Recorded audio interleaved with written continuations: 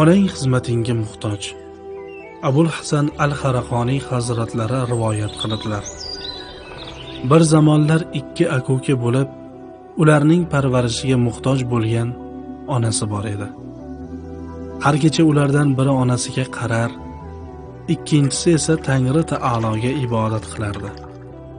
Bir oqshom ibodat bilan mashg'ul bo'lgan o'g'il o'zi qilgan ibodatdan olgan fayzi tufayli ukasiga qarab: "Ey ukajon, bu kecha ham onamga sen xizmat qila qol, men ibodat qilay" debdi. Va ukasi bunga rozi bo'libdi.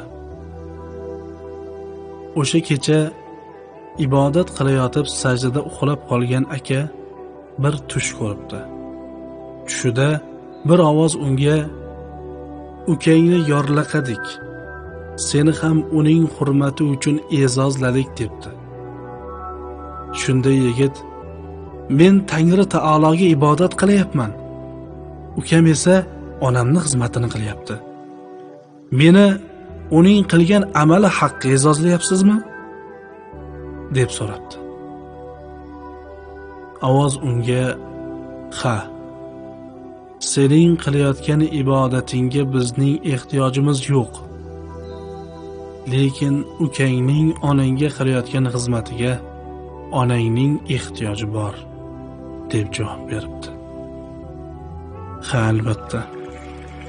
Bizlarni dunyoga kelishimizga sababchi bo'lgan, kichikligimizda tarbiya qilgan aziz ota-onalarimizga qarigan chog'larda Allohning roziligi uchun xizmat qilishligimiz haqiqiy farzandning burchi hisoblanadi. Va inshaalloh bu qilingan xizmatlar uchun Alloh taoloning oldida katta ajrlar, savoblarga ega bo'linadi inshaalloh.